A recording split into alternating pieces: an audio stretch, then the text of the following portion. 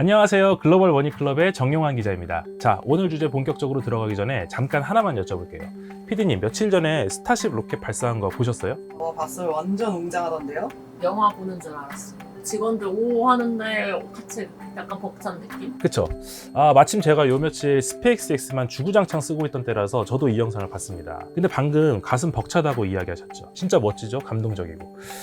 그런데 이 회사는 바로 이게 문제입니다. 가슴이 벅차고 웅장해지게 만드는 거. 이게 아니 왜 하실 수 있어요? 이해합니다. 근데 한번 들어보세요.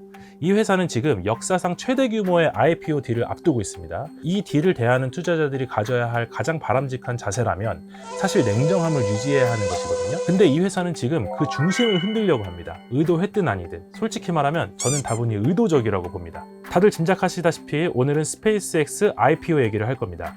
여러분이 이 영상을 보시는 이유는 딱 두 가지일 거예요. 이거 살까? 아니면 왜들 저렇게 난리야? 둘 중 하나.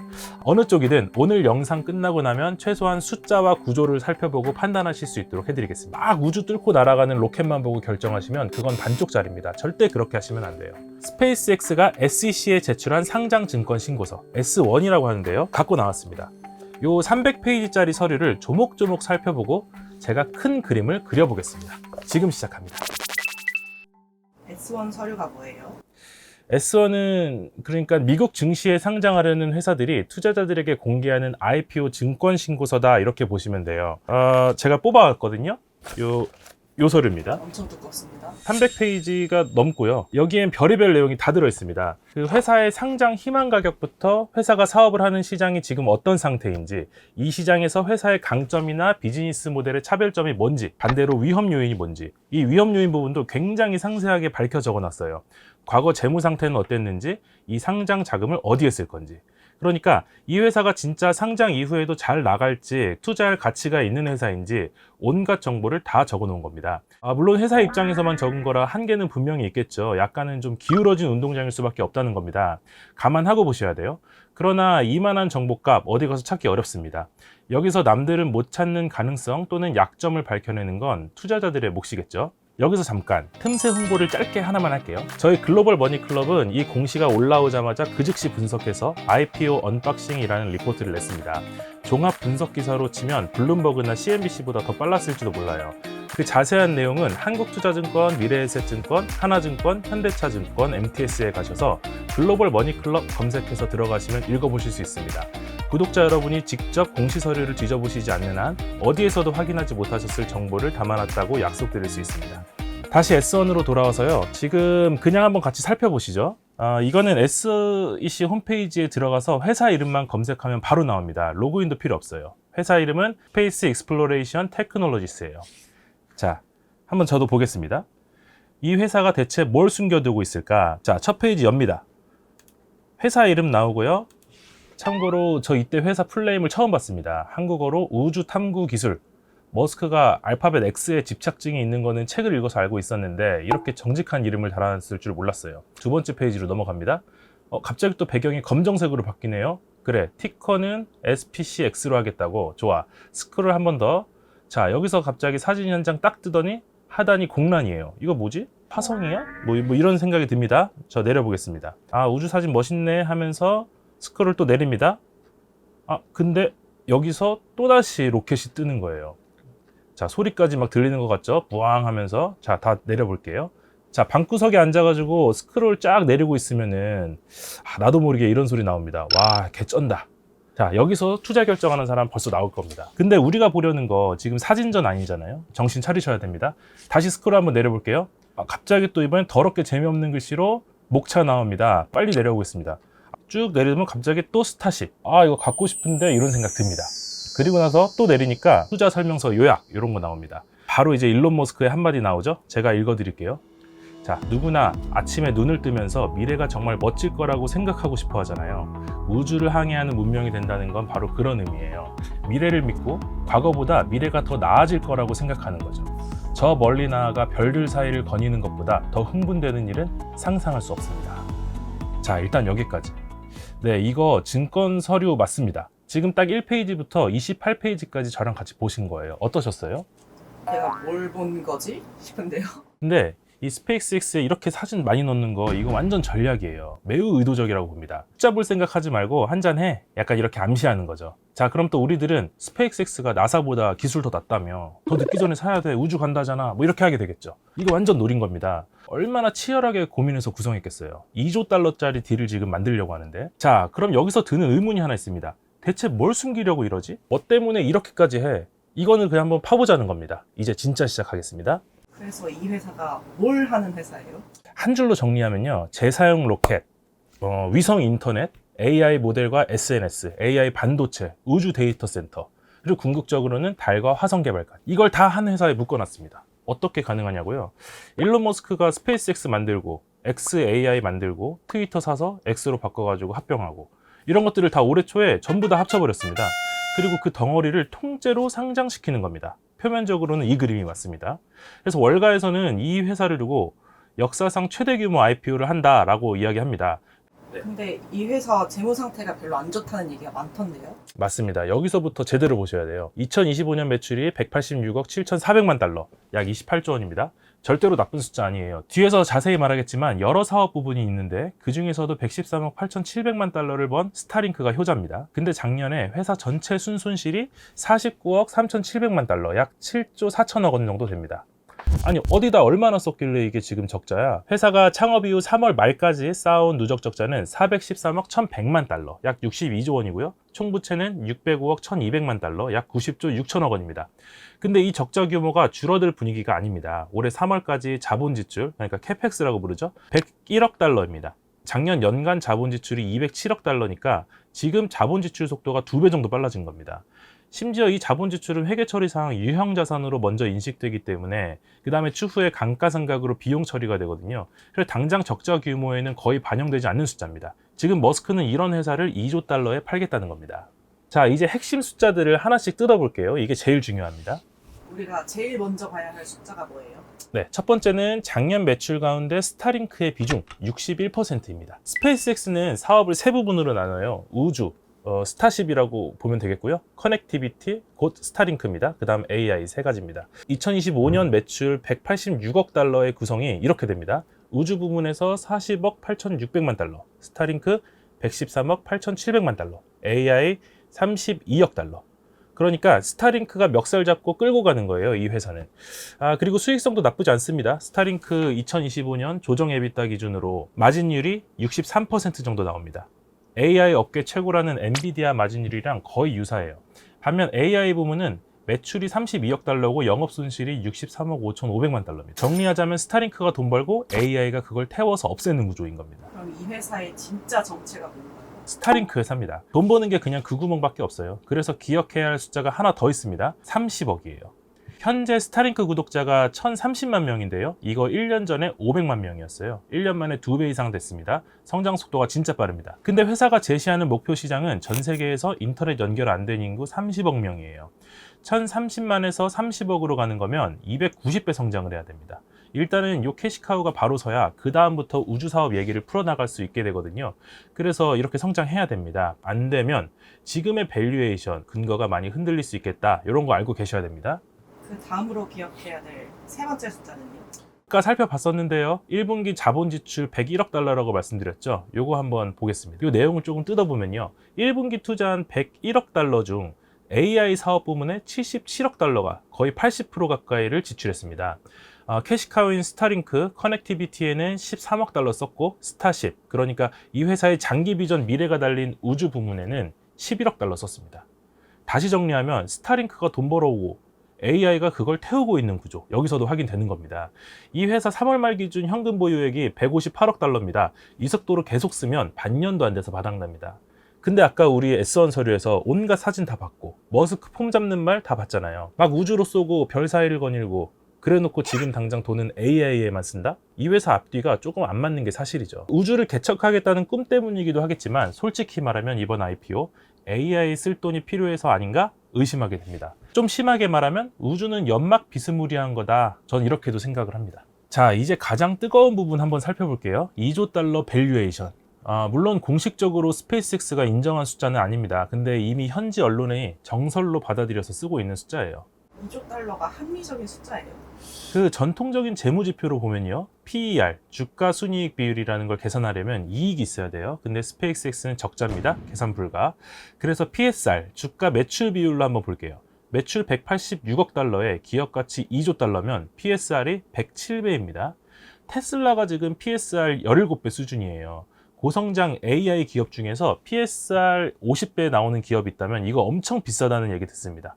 근데 스페이스X는 107배, 30년 월가 경력을 가지고 있는 애널리스트 마이클 오루크는 이걸 두고 엄청난 과대 광고다라고 했습니다. 그 누구도 그 말을 틀렸다고 할 수가 없어요. 그래서 스페이스X가 들고 나온 숫자가 하나 더 있습니다. 바로 28조 5천억 달러죠. 원화로 환산하면 4경 2,700조 원. 스페이스X가 추산한 유효 시장 규모입니다. 이게 내가 먹으려는 시장이 4경짜리야 라는 얘기죠. 근데 이 내용 자세히 뜯어볼게요. 우주, 즉 스타쉽이 3,700억 달러, 커넥티비티, 즉 스타링크가 1조 6천억 달러로 굉장히 미미합니다.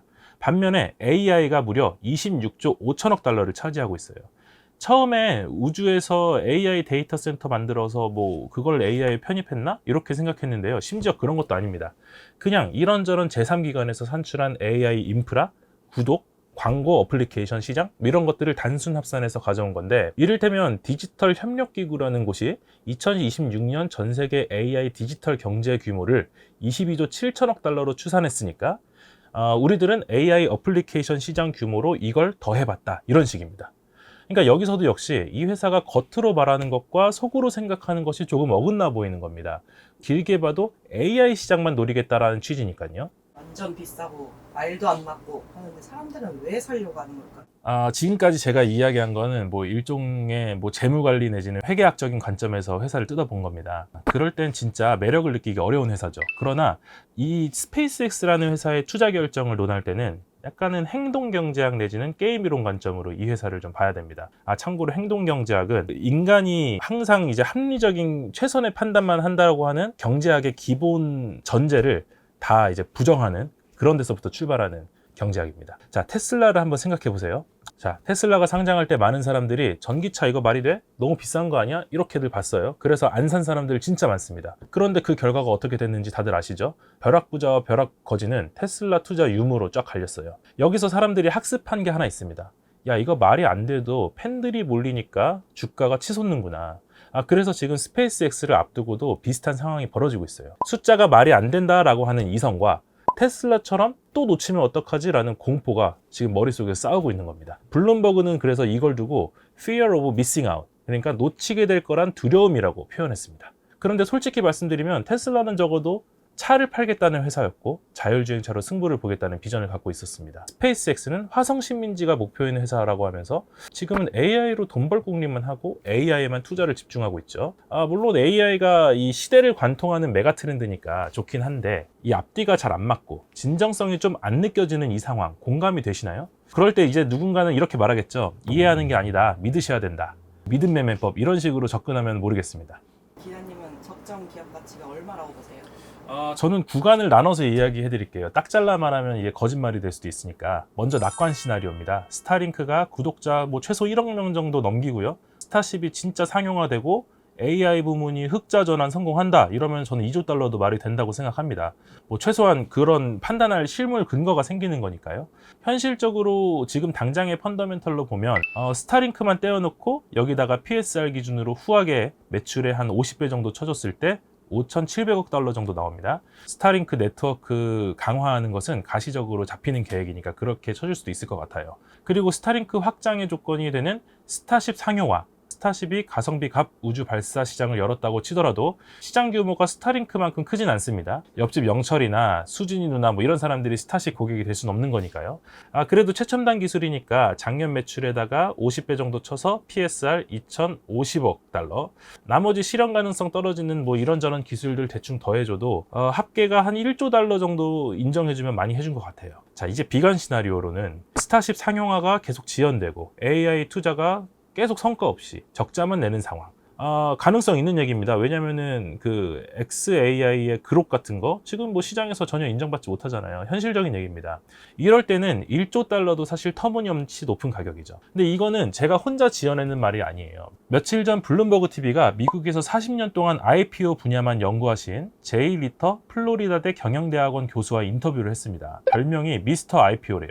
이 리터 교수도 스페이스X 기업 가치를 1.5조 달러로 쳤을 때조차 PSR이 80배 정도라면서 이 정말 많은 것들이 잘 풀려야 납득이 가능하다라는 취지로 설명했습니다. 잘 풀려야 된다는 그 대상으로는 화성 개발 같은 허황된 얘기보다는 스타링크 사업 딱 요거 하나 꼽았어요. It's technologically true that the profitability of sending people to Mars is very questionable, but the ability to get things going in the foreseeable future with Starlink Right. can be an enormous source of profits.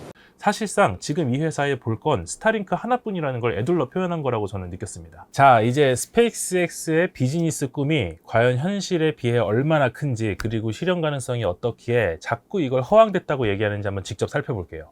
회사가 스스로 내세운 미션을 S1 서류에서 한번 찾아보겠습니다. 인류가 여러 행성에서 살게 만들겠다, 뭐 이런저런 소리 하는데 결론은 이 부분입니다. 궁극적으로는 달에 기지를 건설하고 다른 행성들의 도시를 세우고자 한다.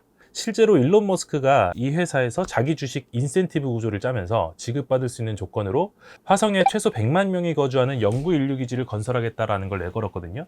그러니까 진짜 오피셜한 꿈은 이게 맞습니다. 그러나 이게 너무 먼 얘기인 것도 사실이죠. 그래서 일단 화성 기지 건설 전에, 또 달 기지 건설 전에 지구 궤도에서 해볼 만한 단기 목표 몇 가지를 내세우고 있습니다. 간단히만 설명드리자면 1번, 스타쉽을 상용화한다. 2번, 스타링크 위성 크고 좋은 걸 많이 띄워서 통신 사업 키운다. 3번, 테라펩 건설에서 자체 AI 반도체 마음껏 뽑아낸다. 4번, 이 모든 걸 다 합쳐서 우주 데이터 센터 만들겠다. 단기 목표라기에도 여전히 거창하긴 하죠. 그래도 지금부터 이걸 좀 구체적으로 살펴보겠습니다. 뭐부터 볼까요?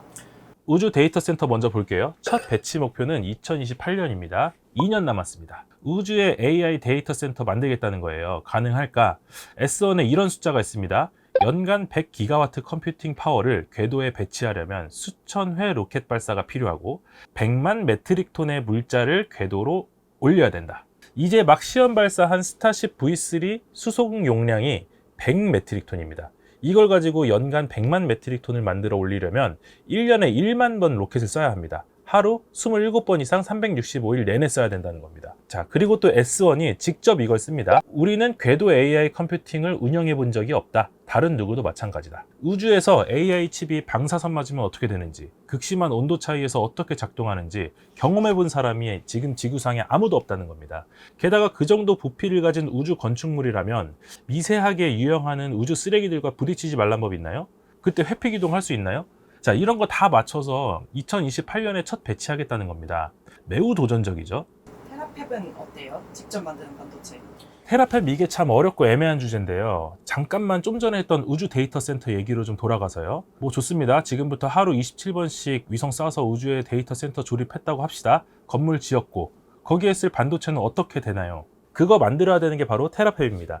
테라펩 프로젝트는 현재 스페이스X가 테슬라, 인텔이랑 손잡고 연간 1테라와트 컴퓨팅 생산 능력을 갖춘 세계 최대 반도체 공장을 짓겠다는 건데요. 스페이스X는 지금 거기서 우주 전용 AI 반도체를 뽑아내겠다고 합니다. 그런데 문제가 있어요. S1이 직접 이렇게 썼습니다. 구체적인 프로젝트, 타임라인, 자본 지출은 아직 확정되지 않았다. 반도체 공장 만들겠다고 얘기하면서 언제 짓는지, 얼마 드는지, 어떻게 할 건지가 아직 안 정해진 겁니다. 회사 납기만 정해진 겁니다. 2년 뒤로요. 우주 데이터 센터가 그때 가동된다고 하니까요. TSMC가 최첨단 공장 하나 짓는데 10년이 넘게 걸린다고 알려져 있습니다. 삼성도 마찬가지고요. 인텔이 자국 파운드리 사업에서 고전하고 있죠. 이 회사가 지금 당장 우주 반도체 설계도 뽑고 공장 부지 정해서 콘크리트 쏟아 붓는다고 칠게요. 2년 뒤에 제품을 양산한다? 지구적인 사고로는 이거 불가능하다는 결론 나옵니다. 그리고 S1은 아주 솔직하게 씁니다. 테라펩이 성공하지 못하면 궤도 AI 컴퓨팅에 필요한 충분한 칩을 확보할 다른 방법이 없을 수 있다. 이 문장 다시 한번 읽어볼게요. 성공하지 못하면 다른 방법이 없다. 이게 결국 우주 데이터 센터의 진짜 심각한 공급망 리스크예요. 숨겨진 게 아니라 공시서류에 그냥 써놨습니다. 무책임한 건데 뭐 모르겠어요. 그래도 그래도 스타링크는 잘 되고 있다면서요. 물론 지금 사업적으로 잘 성장하고 있습니다. 아까 설명했던 것처럼요. 그런데 여기서 한 단계 더 도약하려면 스타링크 V3 위성이라는 걸 띄워야 돼요. 그러려면 스타쉽 상용화가 필수입니다. V3는 위성 하나가 1TBps, 초당 테라바이트라고 하는데요. 그 정도의 다운링크 용량을 가집니다. 96Gbps인 현행 최신 버전 V2 미니 위성보다 10배 이상 빠른 속도를 내죠. 또한 V1에서 V3로 가면서 Gbps당 총 비용이 9배 절감될 정도로 경제성도 갖췄습니다. 대신 크고 무거워서 현재 펠컨 9 로켓으로는 우주에 올릴 수가 없습니다. 하지만 스타쉽 V3를 쏘게 되면 발사 한 번에 V3 위성 60기를 올리게 됩니다. 용량도 크고 비용도 저렴하고 이런 위성을 대거 띄울 수 있게 된다는 겁니다. 그렇게 되면 지금은 접근할 수 없는 정부나 기관 등 고객들도 스타링크가 흡수할 수 있게 됩니다. 근데 이 모든 게 스타쉽이 예정대로 날아야 된다는 전제 위에 있습니다. 스타쉽이 제대로 날지 못하면 V3 위성 배치 못하는 거고 스타링크 사업 확장도 불가능합니다. 시험 발사는 잘 했잖아요.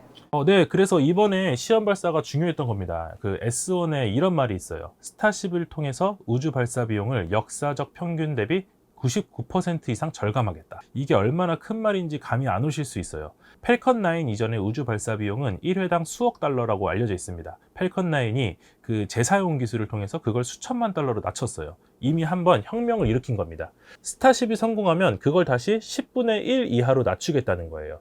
일단 탑재 용량이 엄청 커지고 로켓 본체까지도 재사용할 수 있게 되면 그게 가능해진다는 계산입니다.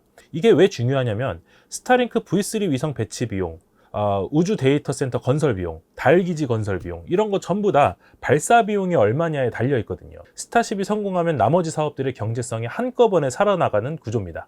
근데 아직 스타쉽은 시험 비행 중이죠. 12번째 시험 비행이 방금 있었습니다. 다시 말해 스페이스X의 모든 꿈이 완성되려면 스타쉽이 먼저 상용 단계로 들어가야 한다. 이게 첫 번째 관문이라는 거죠. 2026년 하반기부터는 스타쉽을 통해 본격적으로 고객 및 자사의 화물을 궤도에 운송하기 시작한다는 게 스페이스X의 목표입니다. 나아가 향후 세대, 그러니까 V4 정도 될 것 같아요. 이때는 탑재량을 200메트릭 톤까지 2배로 더 늘린다고 하죠. IPO 이후에 과연 이 회사가 이 약속을 지킬 수 있을지 먼저 살펴봐야 되는 이유입니다. 본론적으로 어떻게 보세요? 저는 이 회사를 별 4개짜리로 봅니다. 별을 하나 깎은 이유. 지금 이 순간 스페이스X는 분기에 수십억 달러씩 태우고 있고 핵심 성장 전략 대부분이 아직 검증되지 않는 기술 위에 서 있습니다. 공모가도 조달 규모도 아직 확정이 안 됐어요. 밸류에이션, 이게 지금 현재 펀더멘털에 비해 너무 앞서 있다는 평가가 나옵니다. 근데 별을 주는 이유 물론 있죠. 일단 스타링크는 이미 진짜 돈이 되는 사업이라는 걸 증명했어요. 매출 성장률 엄청나고요. 구독자 막 2배씩 성장하고 있죠. 이것들은 꿈이 아니라 현실에 있는 숫자입니다. 그리고 스타쉽 12번째 시험 발사 성공했습니다. 일론 머스크 엄청 좋아했는데요. 이유가 있어요. 방향도 맞고 속도도 빨라지고 있습니다. 기술력으로나 규모 면에서나 우주 개발을 시도라도 할 수 있는 이런 회사 흔하지 않죠. 제일 중요한 건데 살까요 말까요? 재무적 관점으로 보면 지금은 비쌉니다. PSR 107배, 적자 기업, 검증 안 된 기술들, 숫자만 보면 아직 아니다. 이게 결론입니다. 인간이 항상 이성적이고 합리적으로 판단한다는 전통 경제학의 전제를 깨부수는 행동 경제 관점으로 보면 이거 보고 계시는 분들 중에 테슬라 놓친 분들도 좀 있으실 거잖아요, 지금. 어느 관점으로 접근하느냐는 건 개인 선택입니다. 근데 저는 이 2가지만 말씀드리고 싶어요. 첫째, 공모가가 확정되기 전까지는 마음을 결정하지 마세요. 가격을 보고 판단하셔도 늦지 않습니다. 어차피 대다수 우리나라 사람들은 공모에 참여하기 어려운 게 현실이에요. 공모가 나오고 상장 첫날 시초가 보고 나서 그때 판단하셔도 된다는 겁니다. 둘째로 숫자를 다시 한번 보세요. 먼저 스타쉽의 다음 행보를 냉정하게 보세요. 2026년 하반기 궤도 화물 배송 시작. 이게 예정대로 진행되는지 한번 확인하세요. 그게 이 회사의 모든 약속이, 앞으로의 모든 약속이 현실이 될 수 있을지를 판가름하는 중요한 시험대입니다. 스타링크 가입자 수가 꾸준히 늘고 있는지도 확인하면 좋을 것 같아요. 현재로서 이 회사의 유일한 캐시카우니까요. 한 줄 총평을 드리자면요. 스페이스X는 분명 한 세대에 한 번 나올까 말까한 회사입니다. 시작은 미약하나 끝은 창대할 거라는 게 일론 머스크의 주장이죠. 믿으면 가는 거고 못 믿으면 안 가는 겁니다. 기자님 살 거예요? 저는 딴 거 살게요, 그냥. 태생이 쫄보라서.